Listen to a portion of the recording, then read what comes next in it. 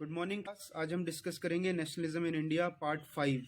इससे पहले वाले पार्ट में हमने डिस्कस किया था कि किस तरीके से स्वराज पार्टी फॉर्म हुई, साइमन कमीशन इंडिया में आया और इसके बाद 1929 लाहौर सेशन में पंडित जवाहरलाल नेहरू की प्रेसिडेंटशिप में डिसाइड किया गया कि पूर्ण स्वराज की डिमांड की जाएगी और 26 जन 1930 को पहला सिंबॉलिक इंडिपेंडेंस डे मनाया जाएगा।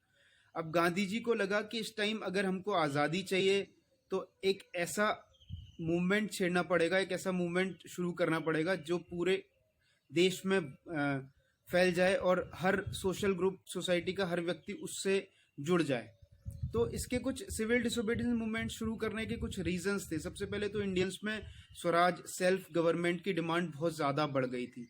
दूसरा रीज़न ये था कि साइमन कमीशन से इंडियन सेटिस्फाइड नहीं थे। इसके अलावा एक और रीज़न था, इकोनॉमिक डिप्रेशन की वजह से इंडिया में जो नुकसान हो रहा था लोगों को, पूरी दुनिया में जो इकोनॉमिक डिप्रेशन चल रहा था उसकी वजह से लोगों को काफ़ी ज़्यादा नुकसान हो रहा था।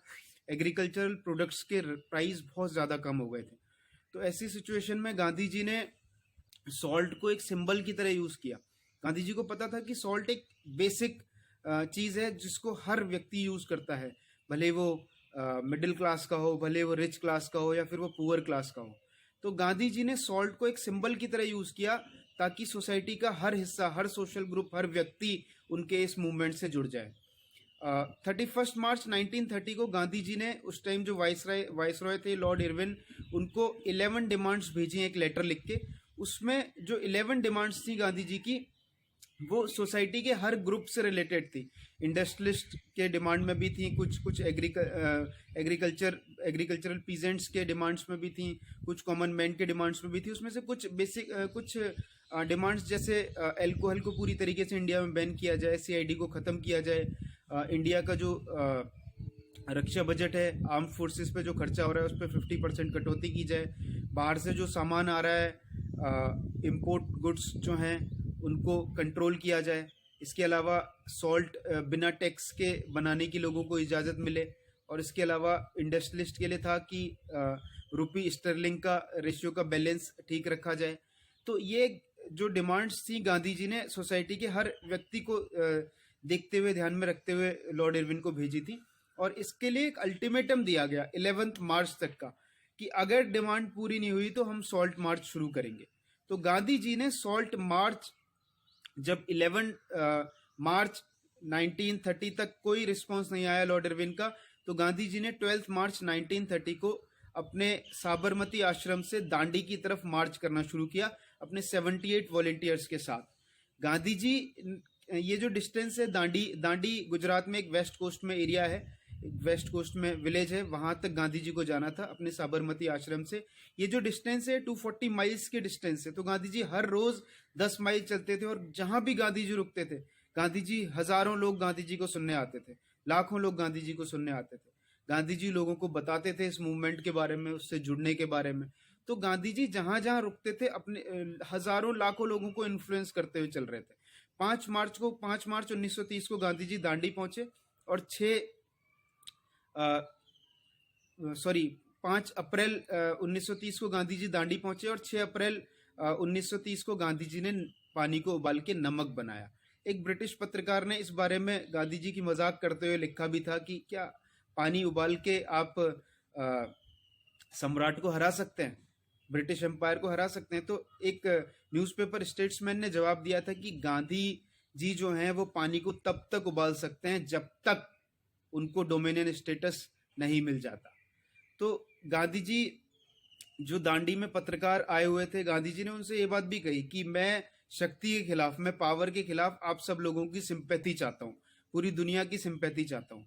तो गांधी जी ने जब सॉल्ट बनाया तो उसी टाइम से सिविल डिसोबीडियंस मूवमेंट स्टार्ट हो गया। गांधी जी जो पिछले नॉन कॉपरेशन मूवमेंट से ये वाला मूवमेंट, सिविल डिसोबीडियंस मूवमेंट, थोड़ा सा डिफरेंट था, क्योंकि नॉन कॉपरेशन मूवमेंट में गांधी जी ने स्वदेशी यूज करने के लिए, बॉयकॉट करने के लिए, लोगों को अपने इंस्टीट्यूशंस छोड़ने के लिए, स्कूल कॉलेज छोड़ने के लिए बोला था। लेकिन इसमें ये सारी चीजें करने के साथ साथ कॉलोनियल लॉज को भी तोड़ना था। तो धीरे धीरे ये जो मूवमेंट था ये पूरे देश में फैल गया, कंट्री साइड में भी फैल गया, विलेजेस में भी फैल गया, शहरों में तो फैल ही गया था। और हजारों लाखों लोग इससे जुड़ गए। गांव में लोगों ने चौकीदारी टैक्स देने से मना कर दिया। कई जगह पर किसानों ने जमींदारों को टैक्स देने से मना कर दिया, लगानबंदी आंदोलन चलाया। कई जगह पर विलेज ऑफिशियल्स ने अपनी नौकरी छोड़ दी। कई जगह पे जो ट्राइबल पीजेंट्स थे वो ब्रिटिश रूल्स को तोड़ते हुए रिजर्व फॉरेस्ट में घुस गए, वहां से प्रोडक्ट्स लेके आने लग गए और ये मूवमेंट हर जगह काफी ज्यादा फैल गया। अप्रैल 1930 में जब पेशावर में खान अब्दुल गफ्फार खान जिन्हें फ्रंटियर गांधी बोलते हैं, उनको गिरफ्तार किया गया। नॉर्थ वेस्ट की तरफ वो ज्यादा एक्टिव थे, उनको गिरफ्तार किया गया तो लोग बहुत ज्यादा नाराज हो गए। लोग पब्लिक प्रॉपर्टी को नुकसान पहुंचाने लगे। शोलापुर में बहुत ज्यादा इंडस्ट्रियल वर्कर्स ने शोलापुर में बहुत ज्यादा पब्लिक प्रॉपर्टीज को नुकसान पहुंचाया। एक रिकॉर्ड के हिसाब से बोला जाता है कि उस टाइम पर 6 पुलिस थाने शोलापुर में मजदूरों ने जला दिए थे। तो लगभग ब्रिटिश सरकार अब चिंतित हो गई, उनको डर लगने लगा। उन्हें लगा कि कहीं पावर इंडियंस के साथ शेयर ना करनी पड़ जाए या पावर इंडियंस को देनी ना पड़ जाए। ब्रिटिश गवर्नमेंट ने बहुत ज्यादा ब्रूटली सप्रेस किया इस मूवमेंट को। 1 लाख से ज्यादा सत्याग्रही को जेल में डाल दिया गया, बहुत ज्यादा ब्रूटली सप्रेस किया गया था। इसके बाद गांधी जी को भी 5 मई 1930 को गिरफ्तार कर लिया गया।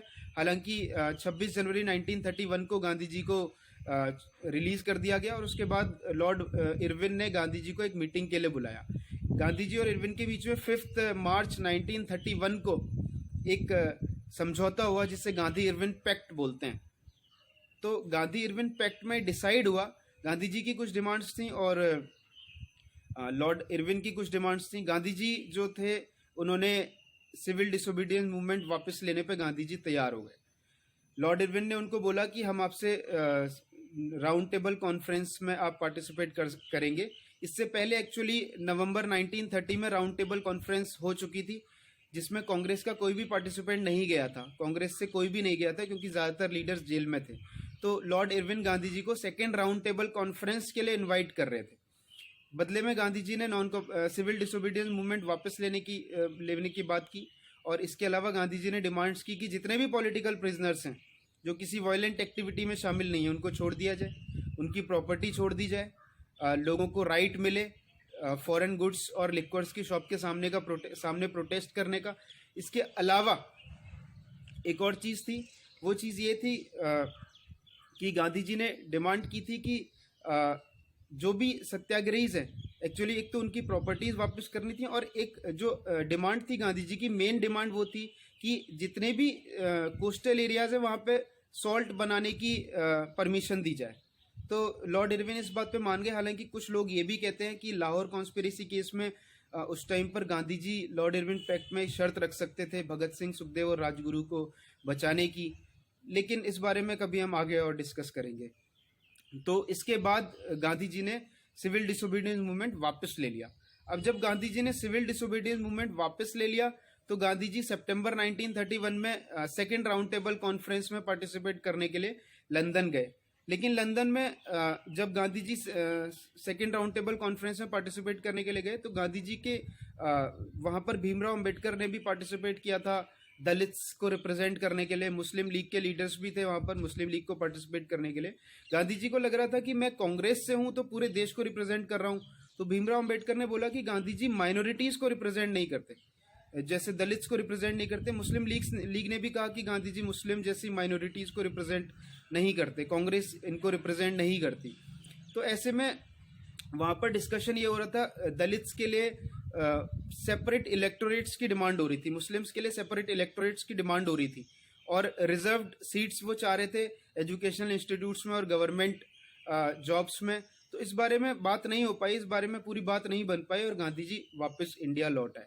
जब इंडिया वापस लौट आए तो उस टाइम पर गांधी जी ने देखा कि ज्यादातर कांग्रेस के लीडर्स को जेल में डाल दिया गया है और कांग्रेस को इलीगल घोषित कर दिया गया है, बॉयकॉट और प्रोटेस्ट पे बैन कर दिया गया है। ब्रिटिश गवर्नमेंट बहुत ज्यादा ब्रूटली सप्रेस करने की कोशिश कर रही है। गांधी जी ने बड़े कंफ्यूजन की स्थिति में फिर से मूवमेंट को शुरू किया, लेकिन इस बार मूवमेंट उतना ज्यादा मोमेंटम नहीं पकड़ पाया।